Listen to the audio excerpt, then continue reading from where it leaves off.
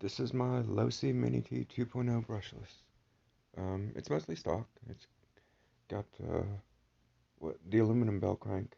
We got that on there. That's only because it was cheaper than the stock bell crank out of plastic. But everything else is pretty much stock, all plastic and stuff. Got broken wheel bearings, so we're down right now. But that's okay, because that gives us time to work on it. Because we got the new Jconcepts body, the finisher. We're going to check it out, see what it's like. I've used some of the other bodies on the market for the Mini T, and I thought I'd go ahead and try this one. That's what it looks like in the package. It doesn't help a whole lot. Let's see if we can get it open. Okay, when you open it, make sure you're careful. You don't want to lose the screws that hold the tail on. Remember that tail's held on with little screws, nuts and bolts. You want to make sure you don't lose those. Make sure it's not stuck in the bag. Okay, there's your decals, or stickers. And there's the body in all its glory. The hood looks really nice on it.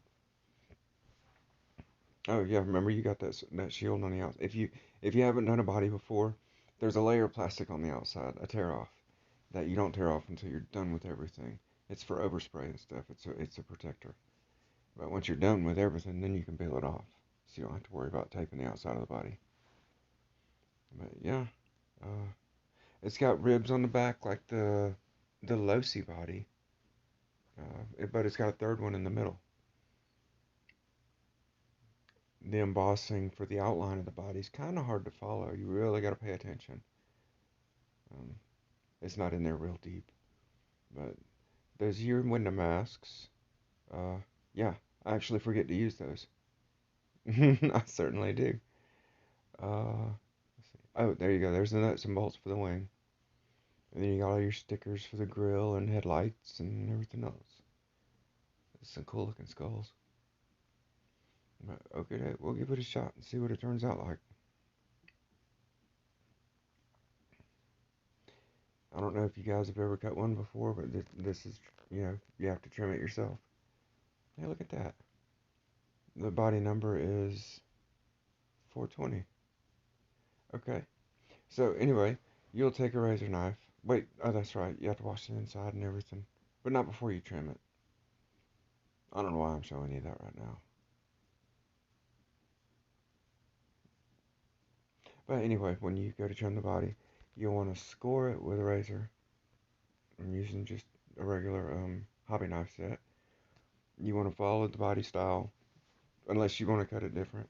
But you follow the body. There's a little embossed line you gotta follow. It's not real defined on this one. It's really hard to follow. You want to make sure you understand the line before you start cutting.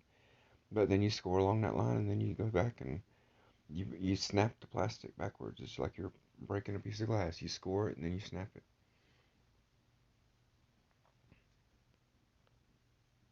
There you go. Just start snapping it all the way around, and take your time. Don't try and force it. If it starts to tear away from your score, go ahead and use a razor and cut all the way through it if you have to. Go ahead and cut all the way through it, and then continue back to the original score. You always want to try and maintain just one score. You don't want to actually come out of that, and when you go to get back in it, make sure you get back in it. Don't start a line next to it accidentally. And multiple scores, you end up with the fuzzy edges and tears going into the body. And you always want to tear away from the body. You pull the excess away. And remember, when you first start, try on the excess. There's a bunch of excess around the bottom of these bodies. Just do some practice scores and snaps on that. See how it feels. Watch some of my other videos. I'll go over the body trimming process a little better. Um, but yeah, I'll get this one all cut out, and then I'm not sure what I'm going to show you. Oh, the tail. Yes, the tail is always interesting on these bodies that you have to cut yourself. Make sure you understand the geometries of what you're looking at. Make sure you understand how it's actually supposed to come out. What's on there to look pretty and what's actually a line marking where you're supposed to cut it. Now, I noticed this body comes with 4 mounting screws. Oh, here's where you wash it. Yeah, okay, so we're getting ready to paint. And the first thing we do is we get in there and we wash this thing with soap and water. I use dish detergent and I make sure it's clean You get all the nooks and crannies, the little grooves, the inside of the braces and corners. And what that's going to do is allow your paint to stick. And that's very important because they look really funny when the paint comes off. And it's hard to make them look good again. I've messed up quite a few. And make sure you use good paint when you're doing this. But this is what I ended up doing. I was going to do some stencils, maybe some flames or something like I did last time, but this time I decided I'd go simple and quick. I want to get this thing on the road and see how it does. There's snow coming, so I wanted to get out there. But okay, we got a quick stencil job done on it. We just use regular painter's tape. Now it's nighttime and it's really cold, so, so I'm still gonna paint it. But first thing you want to do is shoot what's called a tack coat. Use a light powder, almost a powder. I always think of it as a powder coat, just a light coat of paint that's going to stick to the plastic as soon as it hits it, and it's almost dry instantly. But you want to shoot a tack coat on there, and that's going to help give everything else, the other layers, something to bond to. You don't want to just spray a nice wet coat on there, because that can actually just release like one pretty sheet. It's better than just kind of atomize a little bit all over it. I don't know how you how to explain it other than just a light coat, just a dusting. Okay, that's about 4 or 5 coats right there. And each time I do a light coat, it's nothing heavy. You're not painting a car. You know, the more layers you put on, the more opaque it becomes. I kind of want the light to shine through because I have I have something I want to install. So, okay, we tear our masking off and get ready to apply our other color.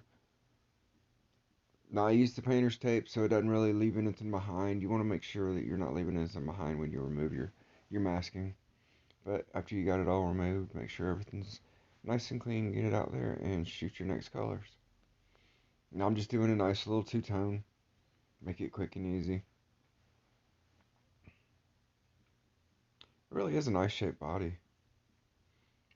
Oh yeah, I started putting the stickers on it.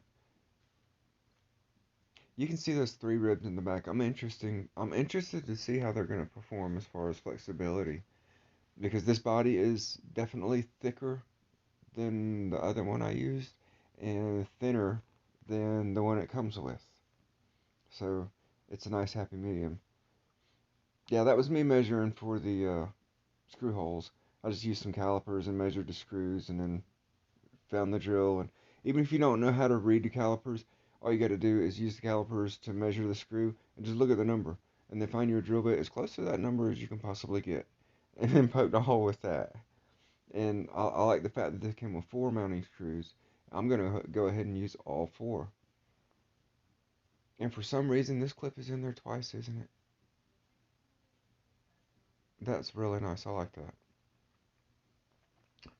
So anyway, yeah, it has 4 mounting bolts, and I like that. It seems to provide a stronger anchor. Because you'll notice if you drive one of these, first thing you do is scrub the tail right off of it. First you lose one screw, then the other. It does so many wheel stands. Yeah, I use the rotary tool to try and clean parts up, make things look a little nicer. You have to make sure you use the. Oh, that's what I was wanting to show you. Okay, on the top of the tail, I felt like there was too much lip. That's what I was doing with the rotary tool. I took some of that lip out. I put a nice divot in the middle of it. I don't know if you guys could see that, but I put a nice little took a nice little chunk out of the middle of that top lip because I felt like that was just too much air. That's going to give us nose up issues. You know, these little guys parachute bad enough. And I know I'm doing that before I even get it on the road, but I can see that being a problem. Because this little car flies good if the body lets it. But I'm curious to see how this body does. It, like I say, it's thicker than the other one I used and thinner than the stock body. I feel the stock body is so very rigid that it actually causes some of the brakes in the suspension system because it transfers the energy directly, just immediately, straight from one shock tower to another. Because those are your body mounts. Whereas with the softer, more flexible bodies, it seems to give it some. It seems to absorb some of the energy. It doesn't transfer at all. because of the flexibility, and it bows up a little or in a little and gives rather than transferring all the energy to the next shot tower. Boy, are you guys watching this? I did a terrible job editing. I don't know if I paid any attention to what I was doing at all. But there I am putting in all four of those tail screws. But the paint job turned out nice. The body feels really good. I can't wait to get it out there and see how durable it is. I'll do an update. But this is what I did with the Jconcepts finisher body. Got that big giant foil. It looks like a sandwich. You just eat it. That lettuce and mustard. But yeah, it's got that big old Ford grill on it. Um, but yeah, I put some stickers on it. Turned out nice. Surprise! I got lights.